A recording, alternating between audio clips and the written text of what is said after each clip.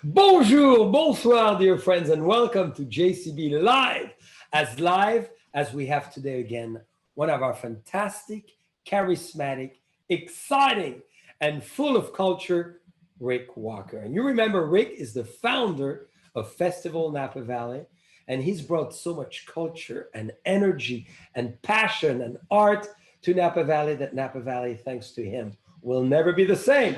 So he reacts very well with high notes. Woo! That's the magic note right there. Thank you, Jean-Charles. Well, Rick, it's such a pleasure to welcome you again with us. Well, I'm very happy that you asked me to come back. Well, last time was with Nia Franklin that you kindly, and generously introduced us to, and what a time. Well, yeah, Miss America 2019, Nia Imani Franklin, as you know, an amazing artist, amazing talent, composer, singer. And one of the things we talked about when she was here was about a piece she had written called Burgundy and Autumn. That's right. And believe it or not, I just was at Cliff Lady Vineyard just half an hour ago, where there's a film crew that is filming the festival's next virtual production. So excited. Because you know that the production we did in July, you Yes. and I were both there for that. It's called One Night, Many Voices. And it featured a lot of the festival's favorite artists, people like that amazing pianist, Jean-Yves Thibaudet, Yes. and Joshua Bell, and some of the other favorites of the festival. And that production went viral. It hit over 1 million households tuned in from around the world. And this was 50 countries. exceptional because the way you organized it at Marvelous Solage, we were all together, obviously at a distance, but we had a giant screen and everybody could enjoy everything live. And it was, well, thank you. to this Jean-Charles. magic. So we were 2 of the 1 million people who tuned in that night. Mhm.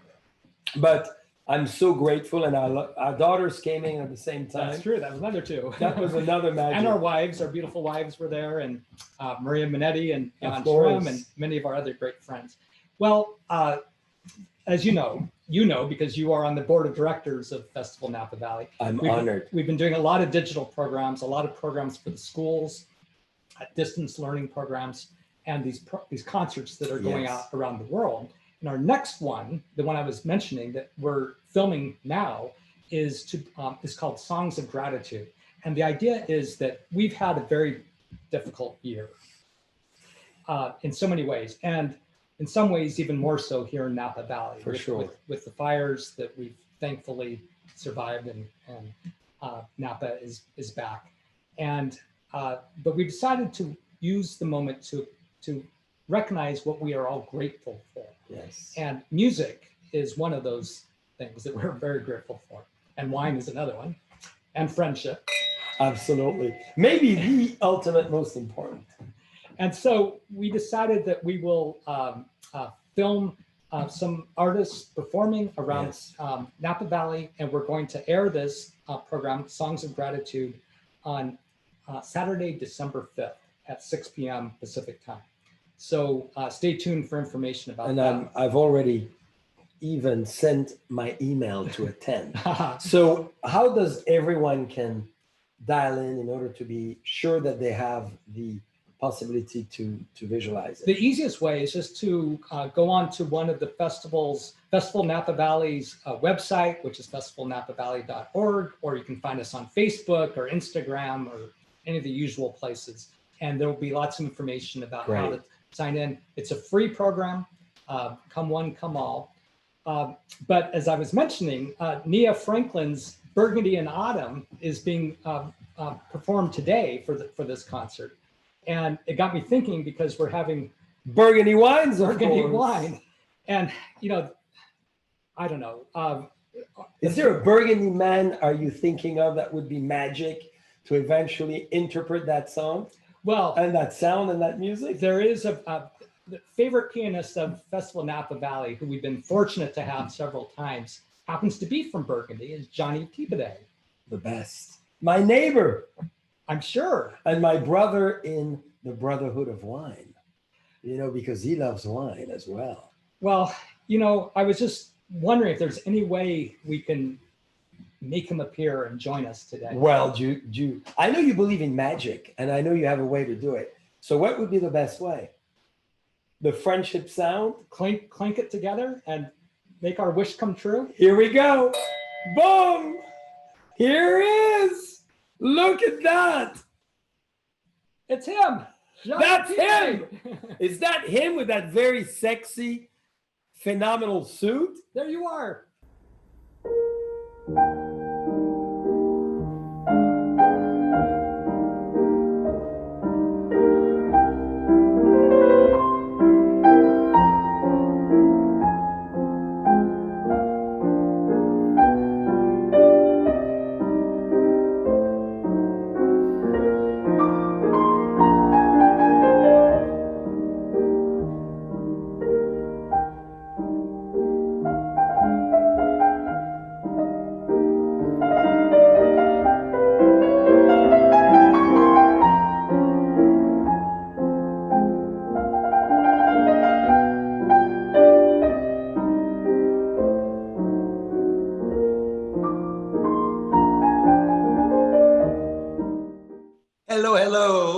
Hello from Los Angeles.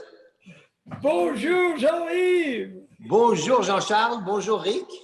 Bienvenue dans ma maison à Los Angeles. Cheers. Hey, what a great honor. We were talking about Burgundy, and here we have it.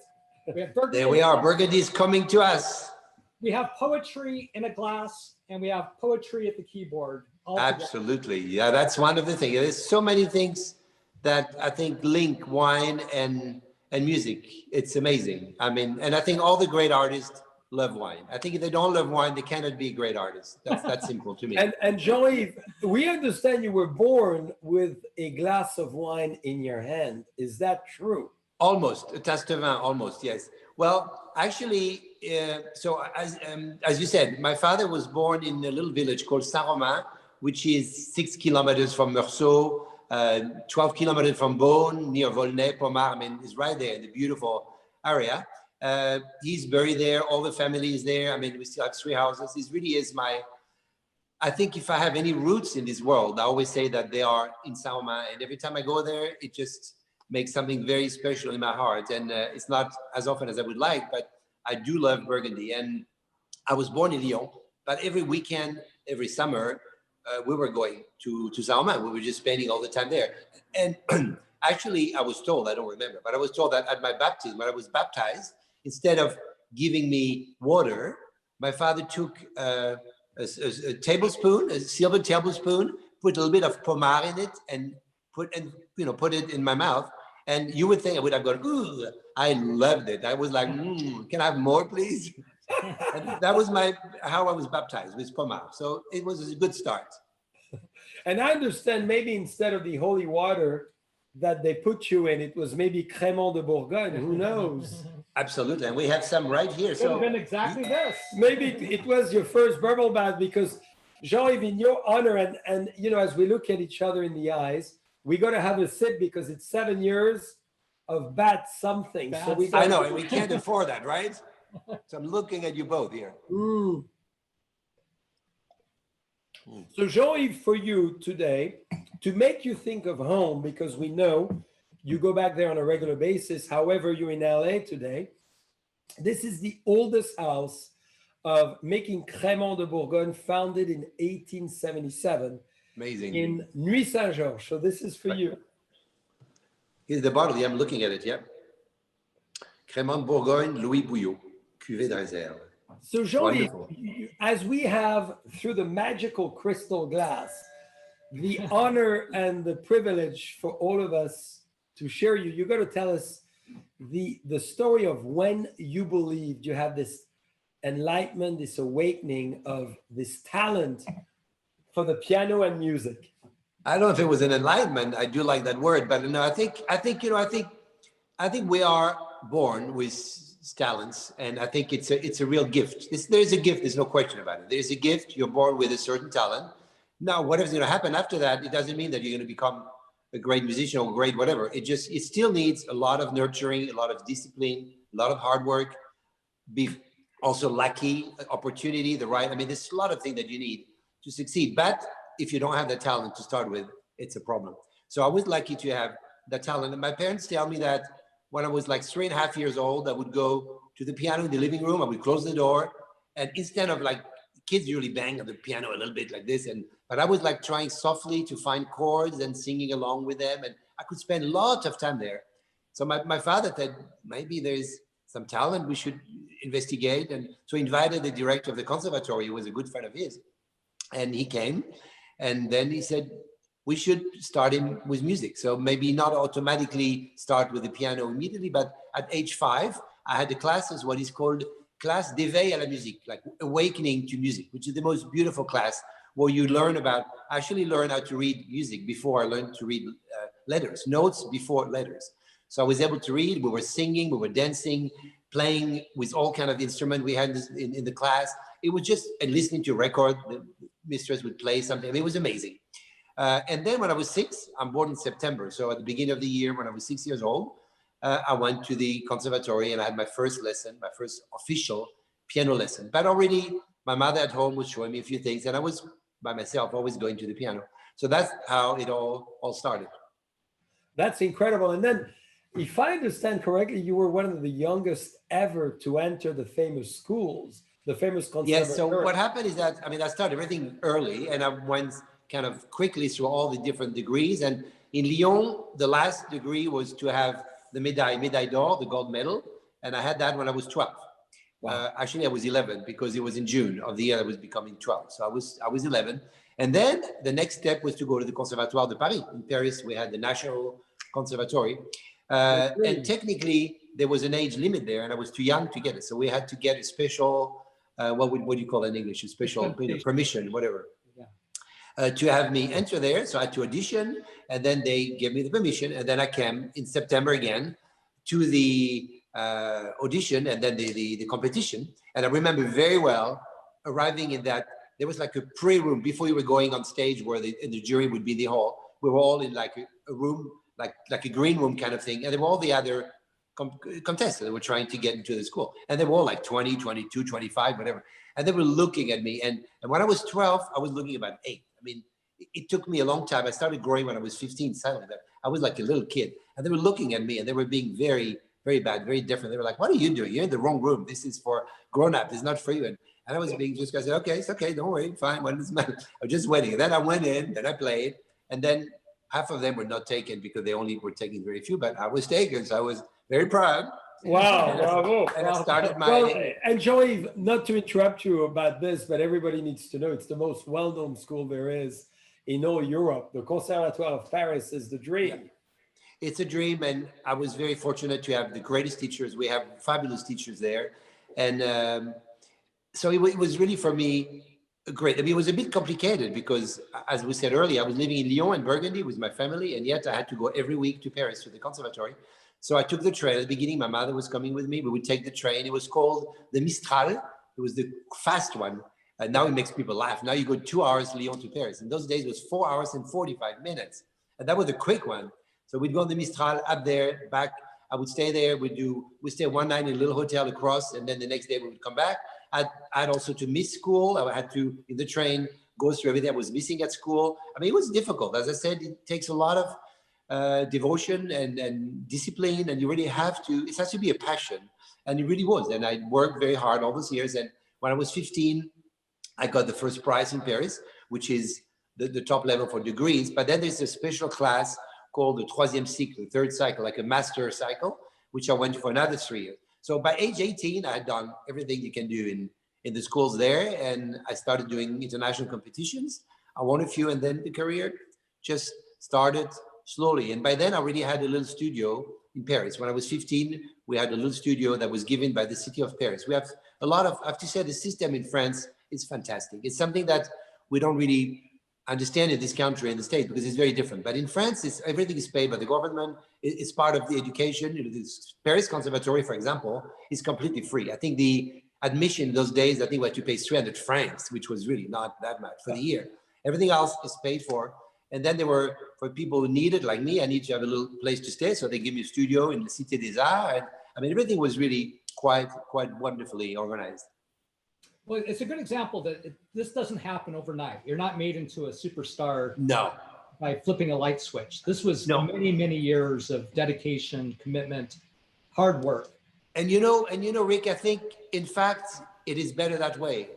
I think it would be extremely dangerous. And I've seen some cases where people would win a huge competition, and especially now with medias and everything, social media, they can become kind of overnight a star, but they're just not ready. You have to be ready. And ready means not just to play, they can all play fantastically, but it's being ready, the tension, the nervous, you have all those concerts and the repertoire. You need to have a huge repertoire to be able to perform all these concerts. If you have suddenly landing on your knees 200 concerts in a year, you're not ready for it. You're going to burn yourself. It can be so dangerous. So I'm very happy that everything came at the right stage, at the right moment.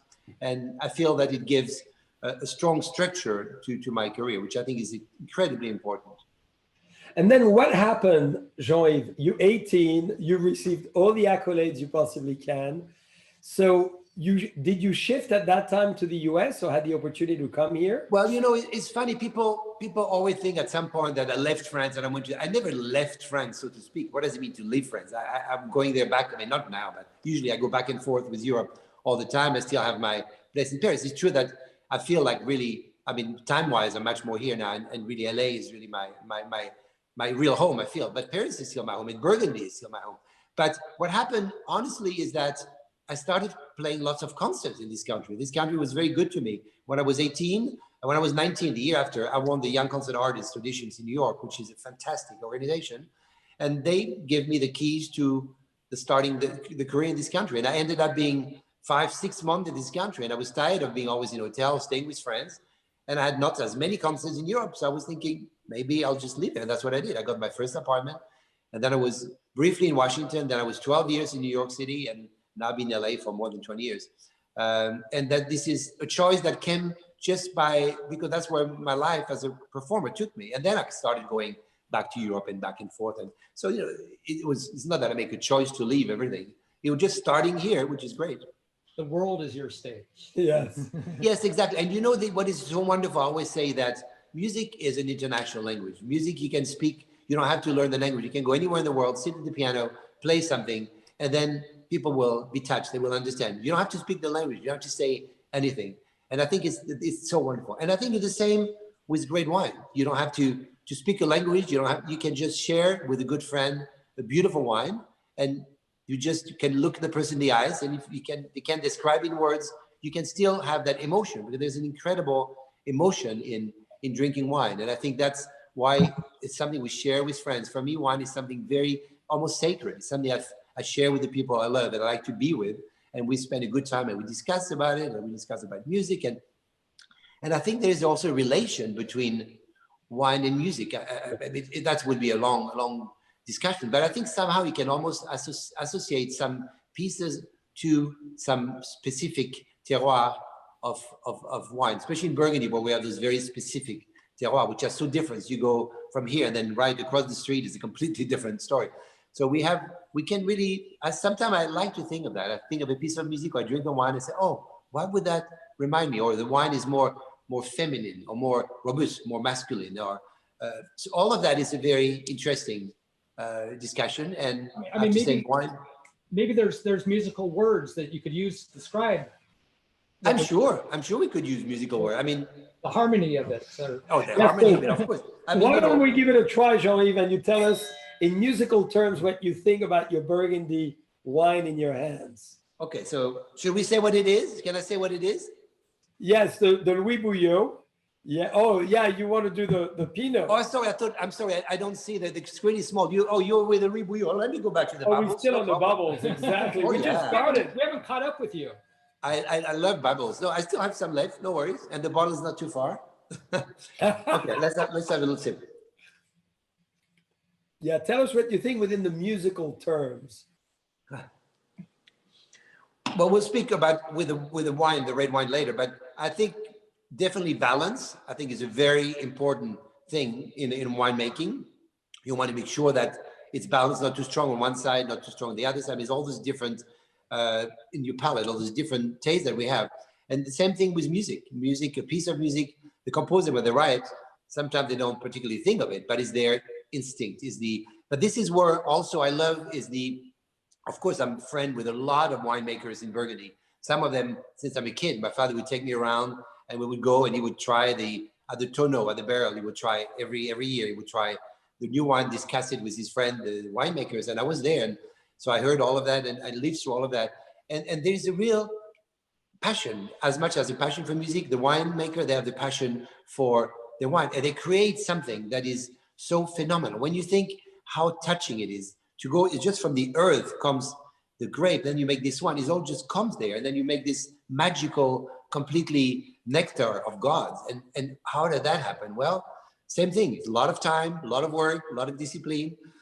You have to devote to, and to really believe in, you have to be completely passionate about it. And that's what I like about those people making wine. They just, it's all their lives. It's all they think. And people think that you only do it once a year, the vendange and the harvest, but it's a year-long process. They go every day to the vineyard, see how is the grape doing, where the grape is starting, and how is this doing. It's a lot of work. It's like me. I don't just go to my concert. I go to practice every day. I practice. Well, it's the same thing. They have this. So when you taste a wine, you have to think of all the amazing work that a winemaker has done and has put all his love and passion is put into it, which is what I do when I put that in a piece of music. So it is all of that together. And I was saying balance, of course. I like to speak about colors in music. It's something that I find always very interesting. And there's definitely, the Cremant, the bubbling is maybe not the most incredible thing to discuss the color, but we can discuss with a great white wine or with a red wine later. But the color is also something very important. You can always look at the wine in your glass and see the color that it has. And some colors, you know immediately where it is from. Wine, well, I don't want to say too much with the red, but that's coming later. But so anyway, it's all this fantastic, we could go on forever and ever about, and I think sometimes you can associate a composer to, obviously this is bubbly, so it's happy. I think there's an element with Cremant that is just about happy. Usually you drink that to celebrate. There's something about celebration, about happiness, about joy. And I think that's an element that happens in your mouth as well. You feel that explosion of all the little bubbles, and that makes you happy. And usually you celebrate something wonderful at the same time. And so it's part of our life. Our life has those moments. And I think the Cremant is, the bubbly is part of celebration of our different stage in our life that are important. We always have something. Now, is there a composer that comes to mind or a music style that comes to mind? I don't know. It would have to be, actually, he's not a French composer, but I just think of happiness. For me, one of the composers that gives me the most happiness and joy, it just like brings me a smile immediately to my face, is Gershwin.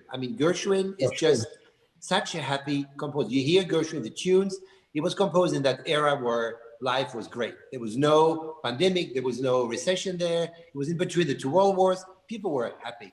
And he was just creating this music where people were dancing, they were smoking, drinking, whatever, all the bad things, whatever it is. But I think this for me, when I hear Gershwin, it just makes me smile and I'm happy immediately. So I don't know if that's a good reason, but since I'm happy when I drink bubbly, maybe bubbly can be associated with Gershwin. There's nothing wrong with that. Nothing wrong with it. Another interesting, that's a great analogy. And another interesting thing about Gershwin is he was a master at breaking down borders between musical genre and just overcoming all sorts of borders and boundaries. And you've done the same. I know that some of your music, you've ventured into jazz transcriptions, and among your 50-something recordings, you have a few jazz albums included with that. You're right. I'm a very curious person, and that goes with music, goes with everything in life, goes with wine as well, because I love Burgundy wine. And of course, I'm from Burgundy, so this is speaking of almost like my family. It's a very special territory, but I'm curious in every other wines in the world. And I do appreciate wines from California. There's a lot of wonderful wines now. Wines from everywhere where I go, if there's wine, I want to try it. Of course, Italy, Spain, I'm in Argentina, Chile. I travel, and I always like to try the local wines as well to see what they like, and it explains and makes me feel a little bit of that culture as well. So as far as music goes, you're right. I'm interested in every kind of music. Jazz has always been an important part as a listener. Since I was in my teenager years, I was listening to the radio, and I love jazz. It was for me one of the, one of my favorite relaxing time. Because when I put classical music, it's difficult to relax completely because I listen, my ears, like I pick up things. But when I listen to jazz, I just sit back and I just completely relax. So that's something that was always part of my life. So I decided that I should play some of it. I got some lessons. I mean, I learned about it. I'm not a great jazz player by all means. But what I did when I did my albums of jazz that you were talking about, what I did is that they were to me more of a tribute that I was making to those great jazz. One of them was Bill Evans, the other one was Duke Ellington. And it was just me as a classical pianist, because that's what I am, with my love for jazz and my admiration for those giants, how I would interpret their music with my brain and my education of music and my love of jazz as well. So that's how I looked at it. I was not trying to suddenly become a jazz player, but I do enjoy it. I still do a lot. I love to improvise. I love to play jazz, listen to it. So that's always something. But then I also like every form of art. I think art is just not, I think so often, unfortunately, especially nowadays, people are so busy, they're just so stuck up in what they do. Like if they're pianists, just piano and music. But you have to open your eyes to the rest of the world. And you're not a complete artist if you don't know about paintings, about sculpture, about opera, I mean, all form of music, then about theaters, and then, almost dropped the bottle, about dancing, dance, every form of art, cinema, of course, the movie, every form of art, I think, is important, and we only learn from that and enrich our lives, and it inspires us. And I could not be just a musician. I think it would be a very poor result. I think you need to have all of that, have to open your brain to all those other forms of art and discuss them with friends, artists, and other genres of art. And I think that's extremely important. And another art that winemaking is an art. So for me, that's it. It's another one. There you go. Also, couture. I think the fashion designers are fantastic artists. They are really artists. They're designing, they're creating something that gives emotion, and they are artists. And I think that's always something also that I was fascinated by since I was a kid.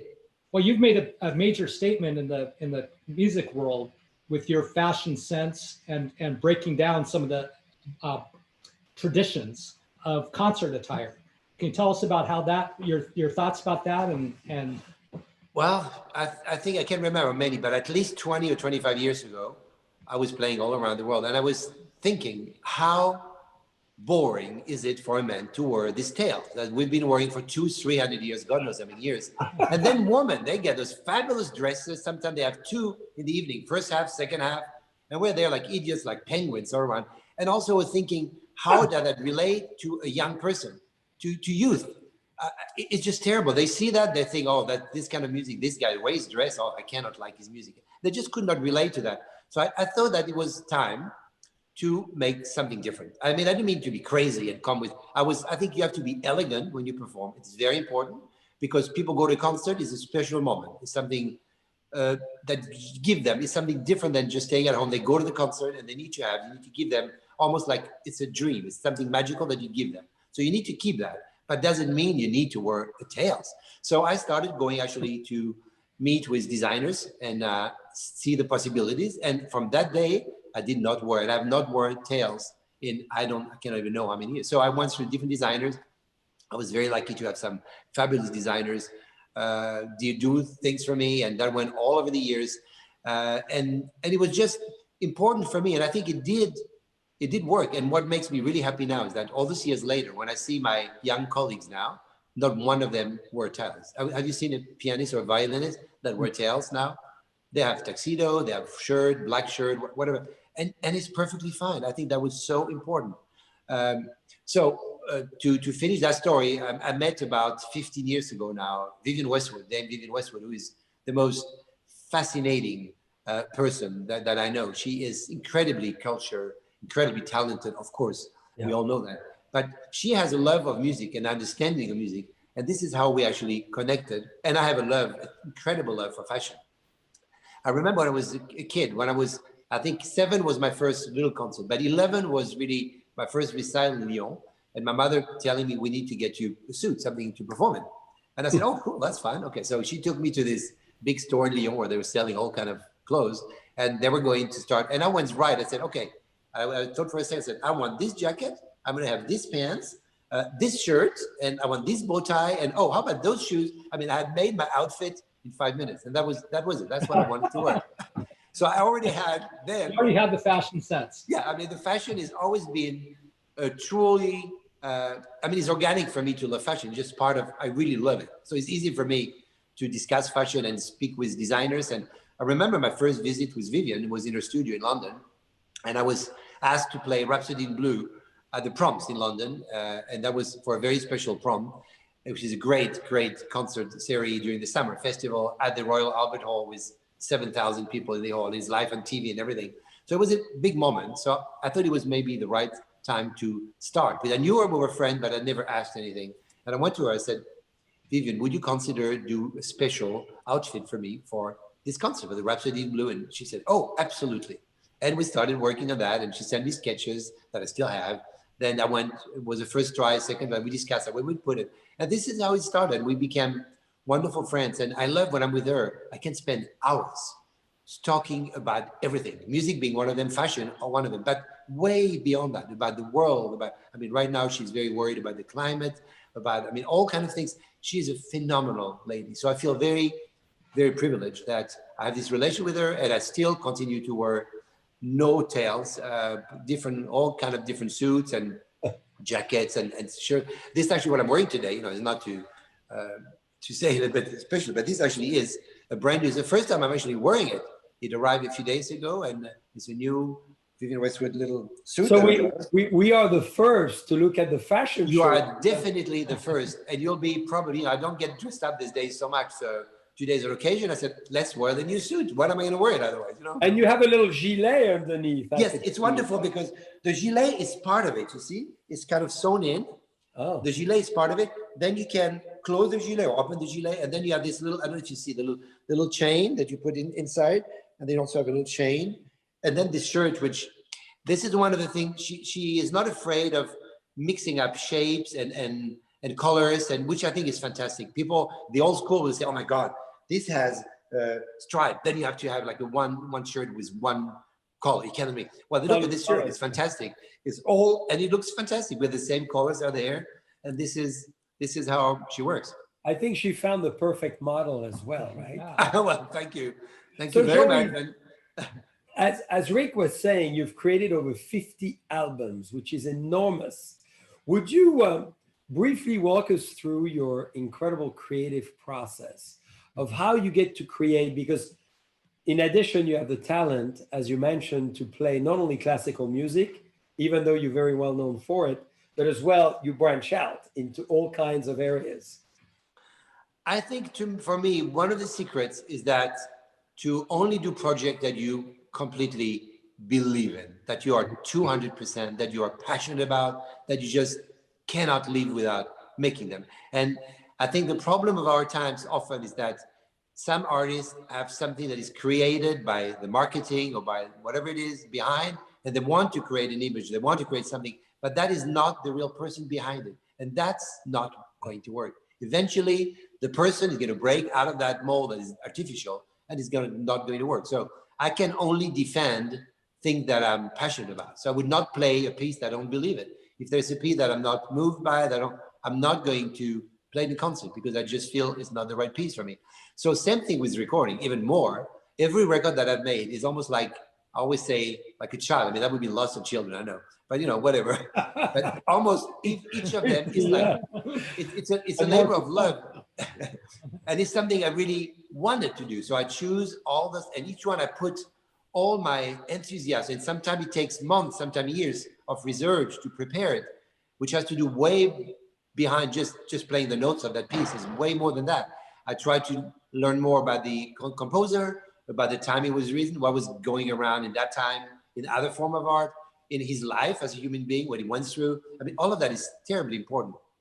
So it comes, all of it. Each one, I have to say that probably 80% minimum of my discography is things that I wanted to record, that I went to my wonderful record company, Decca at Universal, and I just went to them and I said, I'd like, in those days was a gentleman who's not with us anymore, Ray Minshall, but he was a fantastic A&R director. And I would ask him, Ray, do you think I could record that? And he would be so happy that he said, you want this? I said, great, let's do it. And once in a while, he would give me a hint. He said, how about, but this? Then I would look into it. And I would come back and say, that's fantastic. You know what? This is so great. I'm so excited. Yes, let's do it. So, but I think a lot of it really came from me, and they were wonderful to always let me do what I really wanted to do. And I think that's important. So it's all of that is, I like also to record things that have been part of my life for a long time. Yes. I would not learn a piece and immediately record it. I mean, I could, but it's not the same. I like to have them live through with me. Sometimes I play a piece a lot, then I don't play it for 10 years. Then I take it again. It's a bit like a wine. Again, you have the wine, so you make it. Immediately you try it. It comes right out of the barrel, you try it. Then you come the bottle, then you try it. And then you wait a few more years, then you try it. And then over the years, those great wines become better and better. And you see the evolution, and you drink it, you continue drinking. You say, oh, how is it now? Wow, this is what happened to this wine. Well, same thing with music. I do love every piece I play, but I play them differently because I'm a different person. I have matured like a wine does. We're all the same. So that's another analogy. And I can see now that you're ready for your next wine bottle. Well, you tempted us. But I've been looking at we're just catching up with you. You're ahead of us, obviously. Now we have this fabulous Gevrey Chambertin from Bouchard, 2017, which is young, but it's beautiful. Actually, there is something about those great wines when they're young that is something that, of course, we can keep them 20 years, you can keep them as long as you want, and they become different.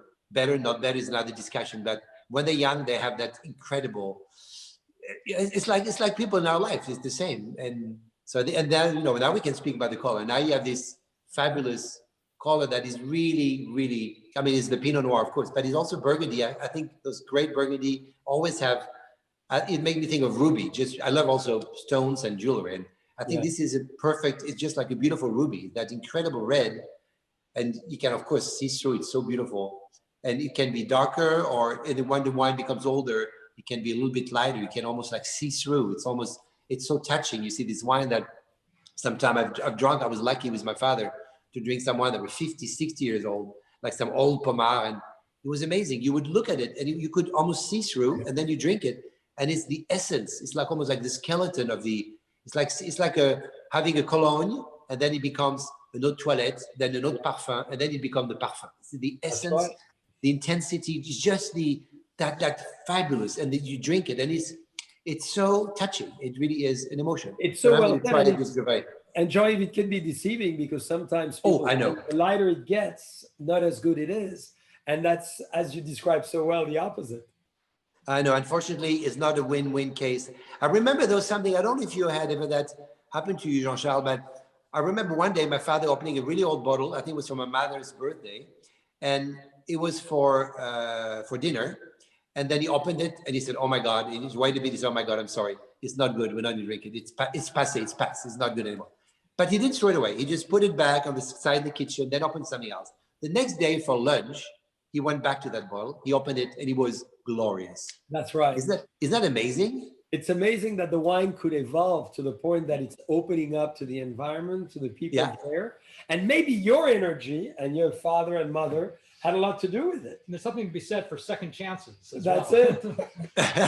There's a very touching story about my father that I like to tell. My father it's a very weird thing. It was a chemical, physical reaction, but when he was drinking a really great wine that was giving him a tremendous emotion, he would have what we call in France, la larme à l'œil. He would have a drop that would come out of his eyes, which he could not control it. It was happening or not happening. And it was well known in the circle of his friends in Burgundy. And very often his friends, winemakers, would call him and say, Jean, his name was Jean, said, Jean, come here. And they would make him taste the wine. And they would look at it and say, so? And they would wait. Then he would take his finger and he would do that. That was, okay. And we knew that wine was a great wine. Very special. Oh. So I'm having it right now. We're all having it right now. Yeah.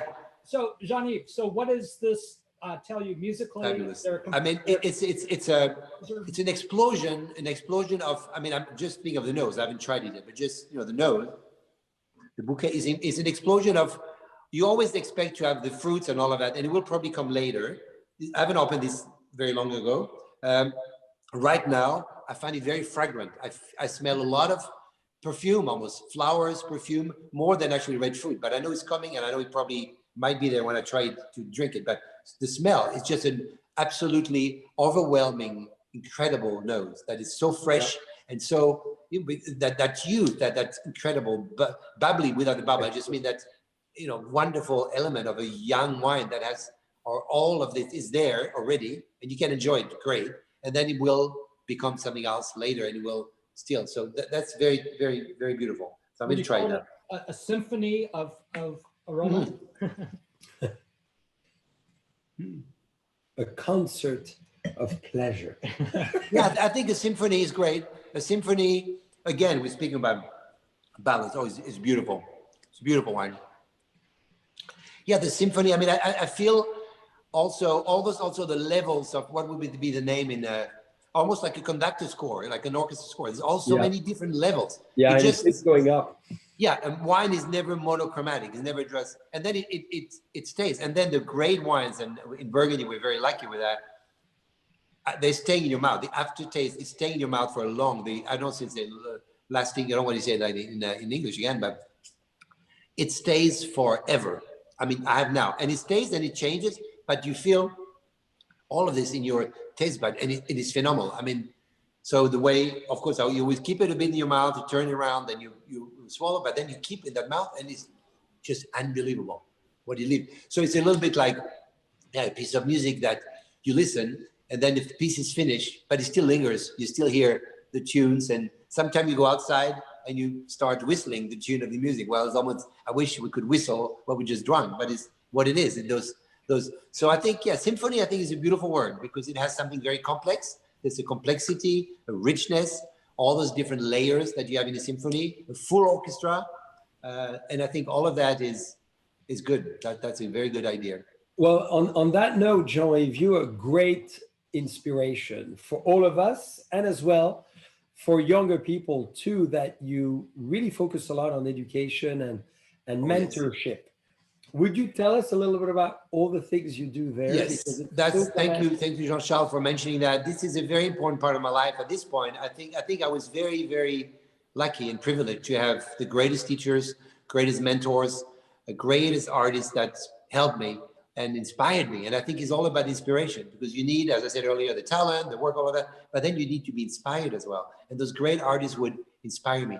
And at some point, I mean, it started many years ago, but lately, like in the last, 5-10 years, it became more and more important and more in front of my mind. It was like important for me to give back something. In life, we have to give back. When we're lucky enough to have gotten so many things, you have to give back some to the world. And I think so. That's already one thing. I think it's just normal to give back, but also I think to share my experience, share my knowledge, share my all the traditions. I mean, I'll give you one example. One of my teachers in Paris, Lucette Descaves, at the Conservatory, was a friend and collaborator of Ravel, of Maurice Ravel, the composer. Can you believe that? So through Lucette, I almost feel like I met Ravel. I mean, she told me, she spoke about him at the present, like if he would come through the door, it would open and then would come Ravel. And that was amazing. So I learned all those things from her about how he wanted his music performed, how he didn't want his music performed. There were even some mistakes, things corrected in the score that was never corrected, but she knew it. All of that. And I think it's an incredible heritage, and I have to pass that on to the generations ahead. Otherwise, all those people are gone. All those people from her generation definitely are gone. So we have to continue passing that on. And so what I've with the Zoom things, you get a phone call. Okay, got rid of it. So what I've done is of course, master classes around the world for a long time. But recently, in the last 5 years, I think now is my 5th or 6th season, I'm artist in residence at the Colburn School in Los Angeles, which is a fantastic school. I love it. And I give them all the time and again, inspiration and enthusiasm that I have. It's a great place, great location. I love everything, the feel about it, and the faculty is tremendous. So this is where I try to give back, as we say, and I have some special, actually there's scholarship in this country. As we said earlier, we have to have help because the governments don't really give subsidiaries. So most of it is done by private sponsorship companies or private people like your festival, Rick. I know you know what I'm talking about. We need that sponsorship, and the school needs them. And so what I've done is I have a lot of wonderful friends, and some of them were very generous, and they give money to have a scholarship. And we call them the Tibor Day Scholarships, and those are my scholars, and I choose them every year. and we give them the scholarship to come to Colburn. Even though a part of Colburn is completely free, the conservatory, the academy is not completely so. And anyway, there's always other things to pay for. So we have the special scholars, and that's all of this is what I want to do in the future. I want to really continue teaching and do all of that. And I think it's very, very important. And education is terribly important. Musical education has to be there from a young, I've seen my case. If I hadn't had that, I probably wouldn't be where I am now. You have to give at least the kids the opportunity to learn and to love music. They're not all going to be musicians, that's fine, but they will know about music, they will appreciate it, and it will be like a friend for the rest of their life. Music is something, it's a gift you have to give to your children. It's very important. That you do so well, Rick, at the festival. I know we're all deeply committed to what you just said, Jean-Yves. No, that's great. I mean, I think it's very important. I think it's almost like a mission that we have to, yes. Whatever you do in life, if you're successful and you have to get back. And I think education is certainly one of the priority, because without education, we're nothing, really. Yeah, and without art and without music. Absolutely.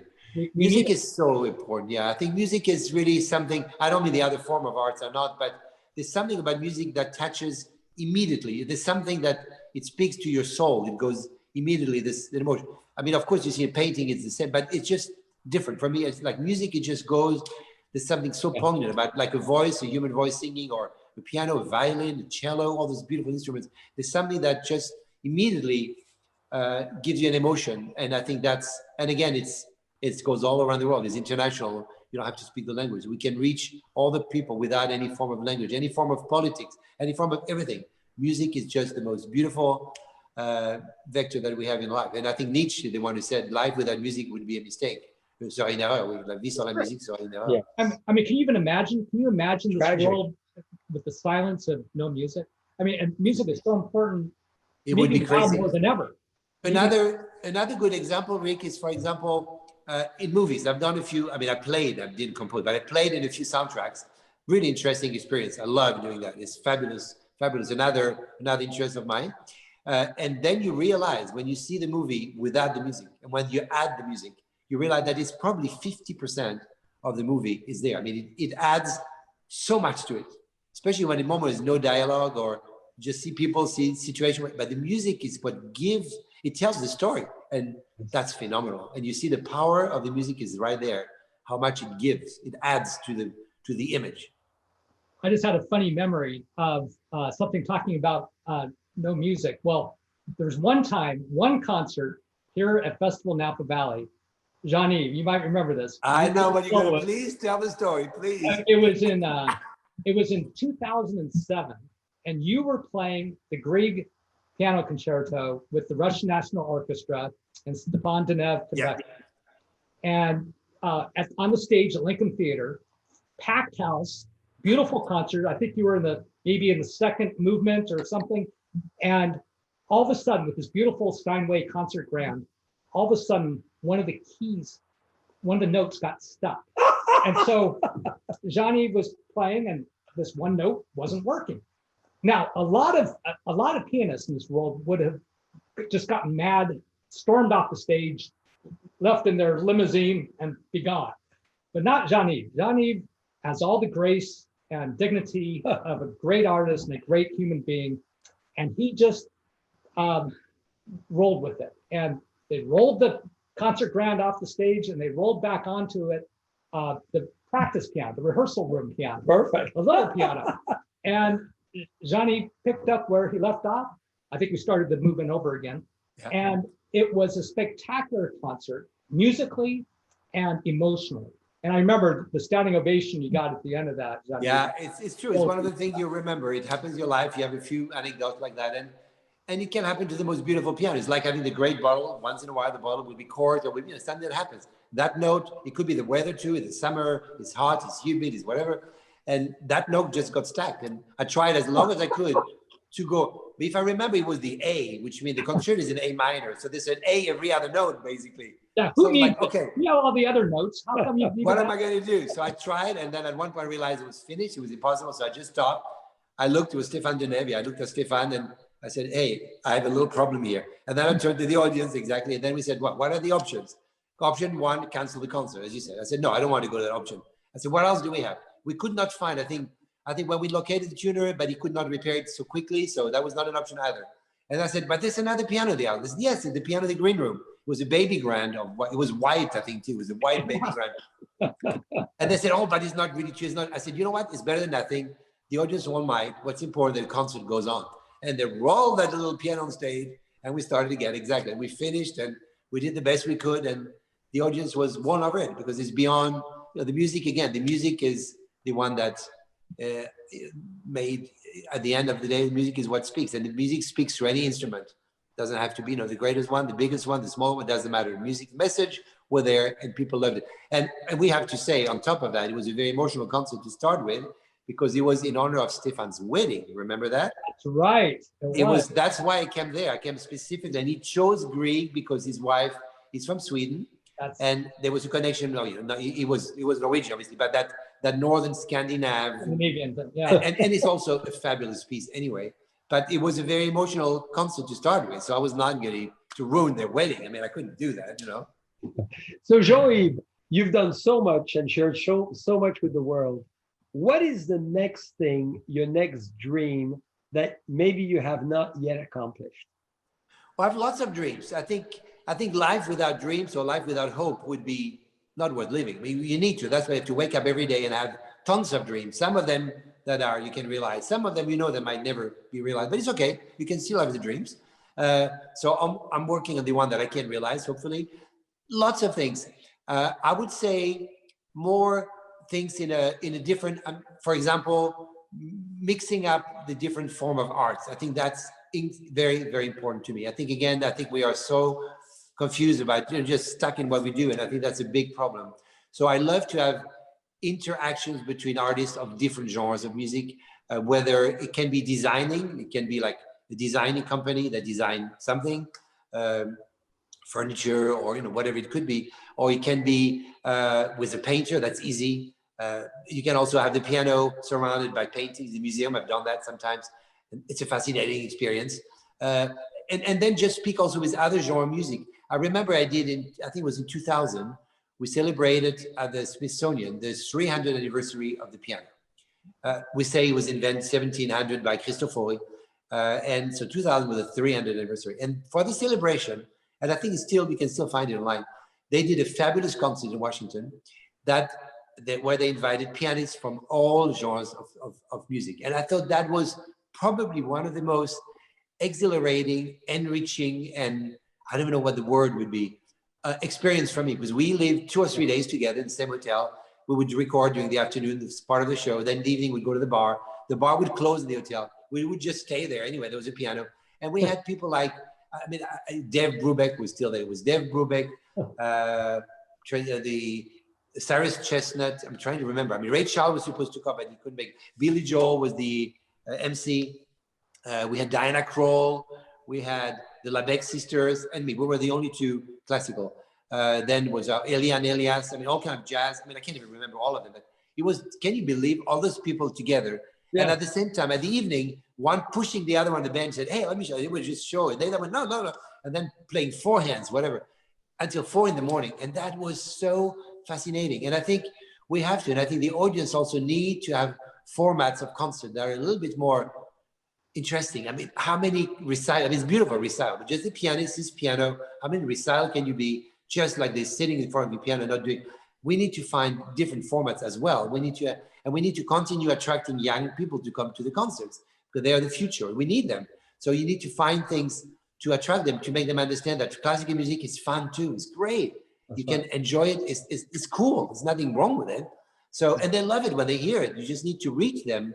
And for that, we need all of those. So I believe in different formats of concerts, different genres of music again. And I think relations in partnerships with different artists. I think that's fabulous. Find different ways to do it and then inspire each other into something, go further. All those kind of things are really what are right now fascinating me. I will still play recital and play with the orchestra and all of that, but I think we need that as well.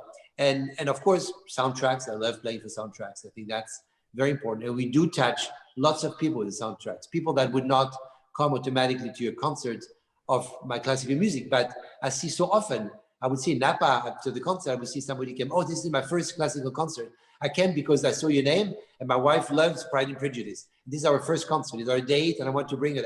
I find that so touching. And I said, you know what? I want one person right here. And that person had to go to more concerts, buy more CDs, listen to more classical music. And that's, so everything that can help, I think there's a message there that is really important. So well said. So Jean-Yves, you got the famous distinction by the French president of the Legion of Honor for Culture. How does it feel? And what music did you play that evening? Because I know you did probably a big concert. Well, you know, it was in 2002, I remember very well. It's the L'Ordre National des Arts et Lettres in French, but okay. So it's for culture, it's for arts and leaders. So it's culture, that's what I like. It's not just for musicians, it's for culture altogether. So arts and leaders, so it's everybody, all the artists, it's for artists. And it's a very, of course, very wonderful distinction. I felt very moved and touched and honored to have in 2002. I was Chevalier. Then in 2012, I became officier. I was made officier, so now I'm officier. I'm sorry, it's a brand new suit, so I haven't had time to attach it. Usually it would be right here in the little hole here. I would have my officier des arts et lettres. But, well, I was very proud because it's something, I remember my mother came to the ceremony. My father had left us many years before that, but my mother came and I remember having to make a speech. And making a speech, I'm used to perform in front of 40,000 people, 20,000 people at the Hollywood Bowl. And I don't say it's normal and easy, but you get used to it. It's part of my life. But there was not so many people, but it was very special assembly of people there. And I had to speak. And speaking is, especially of something like that, I became so emotional. At one point, I was like, ooh, it was so difficult to speak. And I felt so stupid. But I think it was touching because it was the reality. I was just really touched of all the people that were there, all the love, all the outpour of all of that was something really special. And I did the speech in French and in English because it was important, because we did at the resident of the French ambassador in Washington, living in the States, it had to be on the American, that's something actually I asked for. We could have done in Paris, but I wanted to be on American soil because I felt that America was a great part of my life. It's been very good to me, especially as a musician. So the French ambassador there is the one who did, that's for the Chevalier, the first one. And it was really wonderful. And then I have to say, I'm very proud of another decoration that people might not know so much about, but you were speaking earlier about the brotherhood, the Confrérie des Chevaliers du Tastevin in Clos-Vougeot, which is one of our brotherhoods in Bordeaux. Sorry, I knew I would think of Beaujolais. I said, I'm going to serve more wine to win. So oh my God, yeah, you see, that's what happened when you drink. No, it's one of our most beautiful and touching organization, in Bourgogne. And my father was a member of the Confrérie for many years. And when he passed, I was very young. I think I was 20, in my early 20s. They asked me very kindly, and again, I was very touched. They said, we'd like you to be part of it because your father was a very important part of it. So I became a very young chevalier. And then over the year, I was officier. Now I'm officier commandeur. And I have to say, this is something that I'm very, very proud because it's again, part of my heritage. It's part of my roots. It's part of my growing up. And it's just something that means a lot to me. And I try to go there for our chapitre, those wonderful, huge meals and where we drink and just such wonderful, wonderful ceremonies as much as I can. But lately, unfortunately, with what's going on in the world, you can't travel so much. So I haven't been there. But Jean-Yves, I live 500 meters away from the chateau in Vougeot. That's why I was born and raised like you, and born like you in September. Yes. So we both Virgos, right? What is? I'm September 7. What is yours, Jean-Charles? September 4th. No. Yes. There's another Virgo. Virgos are the best. I'll and we are Virgos. Brothers together from the I'll drink to Virgos as well. That's so funny. Joey, we want to thank you so much, but I think you're so electrically phenomenal. You're giving us goosebumps. You're giving us the tears. So much tears and energy. Is there maybe the last message you want to give to the world at large? Because you're such a great speaker and you have so much to offer to the world. Well, I think maybe a message. I think we are in very difficult times for the entire world. And I think if I think of only one word, I would say united. Let's stay united. It's so important. It's important that we all come together in those difficult times. It's the only way to go through is if we all come together. It's not, we cannot have any more of all this little wars of everything, big wars, whatever you want to call them. We just can't afford it. And it has to go with everything. And I think it's a very global word, but I think it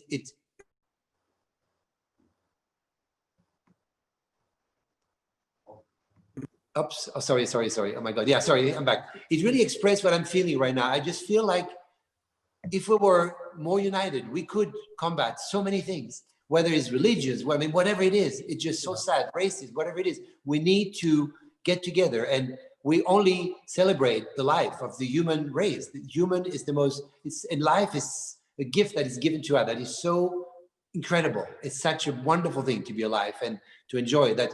We cannot take away from that. And we take too many things for granted. So we have to every day say how privileged we are, for those who really are privileged, and then try to give it back. And I think it's just important to try to make the world a better place to live. And I think we need music and wine for that. That's for sure.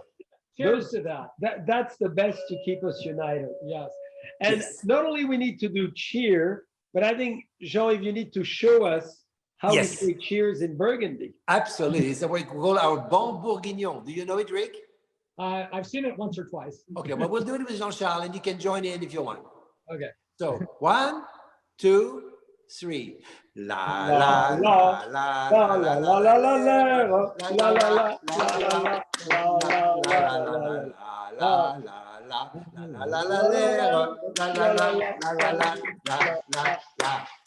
Here we go. Merci, Jean-Yves. See you in Napa Valley at the festival next summer. Absolutely, I can't wait. I'm looking forward. Thank you, Jean-Charles. Thank you, Rick. Take care of yourself, be safe and healthy. Next year, we're going to have to celebrate our birthday together. I think it'll be a Absolutely, great party. Music and wine. All right. absolutely. Thank you, Zion. Thank you. Take care. Thanks, Jean-Yves. See you.